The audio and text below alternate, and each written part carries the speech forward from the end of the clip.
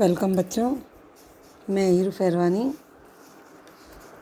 आज हम MA final paper 8 Gandhian philosophy, इसमें आज हम गांधी जी के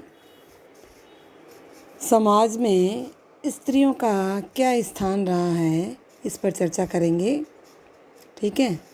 कल हमने गांधी जी के सर्वधर्म समभाव संबंधी धारणा पर विचार किया था। आज समाज में स्त्रियों की स्थिति पर चर्चा करेंगे। जैसा कि आप सभी को पता है कि गांधी जी ने हमेशा ही स्त्री और पुरुष दोनों की ही समानता पर बल दिया है। वो एक ऐसे आदर्श समाज की कल्पना करते थे जिसमें स्त्रियां जो है वो बिना किसी प्रतिबंध के सक्रिय भागीदारी निभाए और उन्हें भी पुरुषों के समान अपनी शैक्षणिक, बौद्धिक और नैतिक उन्नति के अवसर प्राप्त हो। वर्तमान समय में भी भारतीय संविधान और कानून में महिलाओं को पुरुषों से समानता का दर्जा दिया गया है और राज्य को भी उनके कल्याण और स्थान के लिए नीति निर्मित करने और उन्हें लागू करने के निर्देश दिए गए हैं। इन सब के मूल में गांधी जी की जो मान्यता है कि स्त्री जो है वो पुरुष की साथी है, जिसकी बौद्धिक क्षमता पुरुष से किसी भी तरह से कम नहीं है और आज़ादी और स्वाधीनता का उसे भी उतना ही अधिकार है जितना पुरुष को है।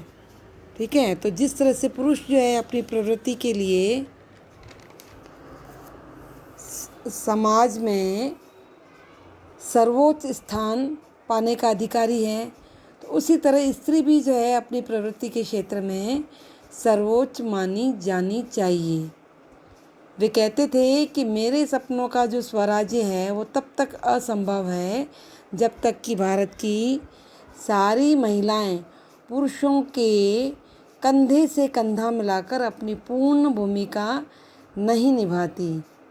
मैंने स्वराज्य को राम राज्य के रूप में संबोधित किया है और राम राज्य की प्राप्ति तब तक नहीं हो सकती है जब तक समाज में हजारों सीताएं ना हों। ठीक है। तो गांधी जी ने समाज में स्त्रियों के स्थान के विषय में दो ही बातें कही हैं। एक तो ये कि स्त्रियों की समानता और दूसरी अपने विषय में स्वयं निर्णय लेने का उन्हें अधिकार। वे इस बात से सहमत नहीं थे कि स्त्री पुरुष पर निर्भर है या अधीन है। वे कहते थे कि स्त्री जो है पुरुष की वह सहचरी यानी सहकर्मिणी है जिसे पुरुष के समान मानसिक क्षमताएं प्राप्त है। उसे पुरुष की छोटी से छोटी गतिविधि में भागीदार होने का अधिकार है। अब यदि ताकत का मतलब नैतिक शक्ति से है तो स्त्री पुरुष से कई गुना श्रेष्ठतर है, चाहे वो सहनशीलता हो या साहस। उसके लिए महापुरुष का अस्तित्व संभव नहीं है। यदि अहिंसा हमारे अस्तित्व का नियम हो तो मानवता का जो भविष्य है वो स्त्री ही होगी। ऐसे उनके विचार थे। गांधी जी ने अपने जीवन के अनुभवों से ये जान लिया था कि मानव समाज के निर्माण और विकास में महिलाओं की जो भूमिका है वो बहुत ही महत्वपूर्ण रही है। लेकिन यह भी सत्य है कि प्रारंभ में हमारे देश में जो महिलाओं की स्थिति थी कोई ख़ास नहीं थी, कोई श्रेष्ठ नहीं थी। वैदिक युग में तो उनकी स्थिति को अच्छा कह सकते हैं हम, लेकिन बाद में बाल विवाह, पर्दा प्रथा, अशिक्षा आदि इन बुराइयों से महिला समाज जो है ग्रसित हो गया। इसलिए गांधी जी ने अछूतों के उद्धार के साथ साथ महिला समाज के उद्धार का भी निश्चय किया। उनका मत था कि प्राचीन साहित्य में जो स्त्रियों के लिए सम्माननीय शब्द जैसे अर्धांगिनी, सहधर्मिणी प्रयुक्त होते थे, वे इस बात का सूचक है कि भारत में स्त्रियों को सम्मानजनक स्थान जो है प्राप्त था। तो गांधी जी स्त्रियों को पुरुषों के समान सभी सामाजिक, राजनीतिक और आर्थिक अधिकार देने के पक्ष में थे, परंतु उन पर जो है अनावश्यक व्यावसायिक दायित्व सौंपना अनुचित मानते थे। वे कहते थे कि स्त्रियों के पास गृहस्थी को चलाने का उतना महत्वपूर्ण और श्रम साध्य जो है दायित्व है कि अलग से कोई बाहरी दायित्व जो है नहीं उनको सौंपा जाना चाहिए। वैसे तो स्वाभाविक रूप से महिलाओं में परिवार संचालन की कुशलता पुरुषों की अपेक्षा अधिक होती है, परंतु गृहिणी के कार्य उन पर थोपे नहीं जाने चाहिए। उन्होंने ऐसे कई व्यवसायों का उल्लेख किया है जिसमें स्त्रियां जो है पुरुषों की अपेक्षा अधिक कुशलता से और दक्षता का प्रदर्शन कर सकती है। इसी तरह उन्होंने बाल विवाह का भी विरोध किया। वे कहते हैं कि यदि मेरे पास सत्ता होती या मेरी कलम में इतनी शक्ति होती तो मैं उसका उपयोग जो है हर बाल विवाह को रोकने में करता। विवाह के लिए उन्होंने स्त्री की आयु 15 वर्ष निर्धारित की थी। क्योंकि कम आयु में अपने बच्चों का विवाह करने वाले जो माता पिता हैं वो वास्तव में उनके शत्रु माने गए हैं। वे उन्हें कमज़ोर और निर्भर बना देने के लिए उत्तरदायी हैं।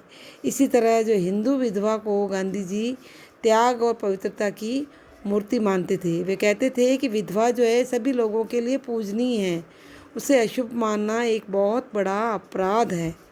उन्होंने इस बात पर भी बल दिया कि विधवाओं के लिए समाज में गरिमापूर्ण, स्वतंत्र और सद्गुणी जीवन सुनिश्चित किया जाना चाहिए। और उन्होंने ये भी कहा कि माता पिता का भी ये कर्तव्य है कि वे बाल विधवा विवाह को प्रोत्साहन न दें। इसी तरह इन्होंने एक और कुप्रथा हमारे समाज में थी, पर्दा प्रथा, इसका भी विरोध किया। तो गांधी जी कहते हैं कि स्त्री जो है समाज में अबला नहीं है, परंतु अपनी शक्ति को पहचाने तो पुरुष से भी अधिक वो सबला है।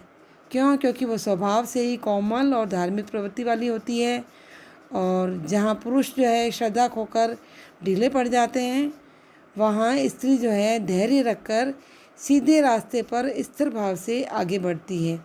तो इसलिए स्त्री जाति को सार्वजनिक कार्य जैसे मद्यपान निषेध है, पतित स्त्रियों का उद्धार है, इस तरह के सार्वजनिक कार्य वो अधिक सफलतापूर्वक कर सकती है। इसलिए गांधी जी ने अपने सत्याग्रह आंदोलन में स्त्रियों को सहभागी बनाया था। क्योंकि इसके लिए जिस त्याग, तपस्या, संयम और धैर्य की आवश्यकता होती है वो पुरुषों की तुलना में स्त्रियों में कई गुना अधिक होती है। सती प्रथा का विरोध किया तो उन्होंने कहा कि ये भी एक अमानवीय और अधार्मिक मान्यता है कि किसी स्त्री को उसके पति के साथ जल जाने की शिक्षा देना मानवीय जो गरिमा है उसके महत्व को हिला देना है। एक निष्ठावान पत्नी जो है उसका वास्तविक कर्तव्य क्या है? वो यही है कि वो अपने पति के जीवन के कार्यों को और लक्ष्यों को अपने व्यक्तित्व में आत्मसात कर ले। इस तरह वह जीवित रहते हुए अपने पति के प्रति निष्ठा और मानवीय गरिमा दोनों का ही निर्वाह करेगी, और पति के प्रति उसका जो प्रेम है वो ईश्वर के प्रति प्रेम में विलीन हो जाएगा। ऐसी गांधी जी की मान्यता थी। गांधी जी ने यह भी स्वीकार किया कि समाज में स्त्रियों की जो हीन स्थिति है उसके लिए पुरुष ही नहीं वरन स्त्रियाँ स्वयं भी उत्तरदायी है।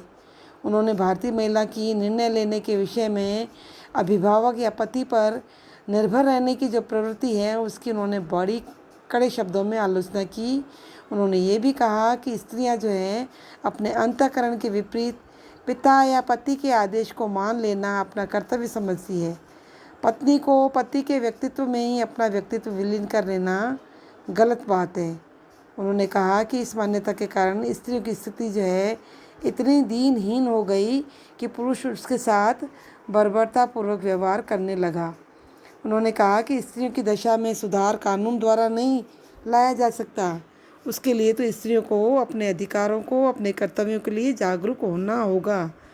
इस तरह गांधी जी स्त्री स्वतंत्रता, स्त्री शिक्षा और समाज में उसे पुरुषों के समकक्ष स्थान दिलाने के लिए प्रबल पक्षधर रहे हैं। उन्होंने कहा है कि शिक्षा, बलिदान की भावना और स्वयं अपनी गरिमा में आस्था स्त्रियों की स्वतंत्रता के ये 3 सुनिश्चित सूत्र हैं। इस तरह गांधी जी ने एक नवीन परंपरा का शुभारंभ किया जिसने देश के सामाजिक और राजनीतिक जीवन में स्त्रियों को समुचित अपनी भूमिका के निर्वहन के योग्य बनाया। गांधी जी के प्रयत्नों के कारण ही भारत में ऐसा सामाजिक परिवर्तन आया कि बिना किसी कानूनी सुधार के भारतीय समाज में स्त्रियों को समानता और स्वतंत्रता का अधिकार पुरुषों के समान मिलने लगा।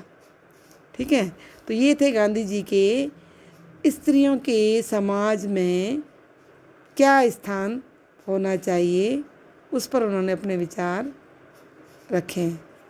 Thank you.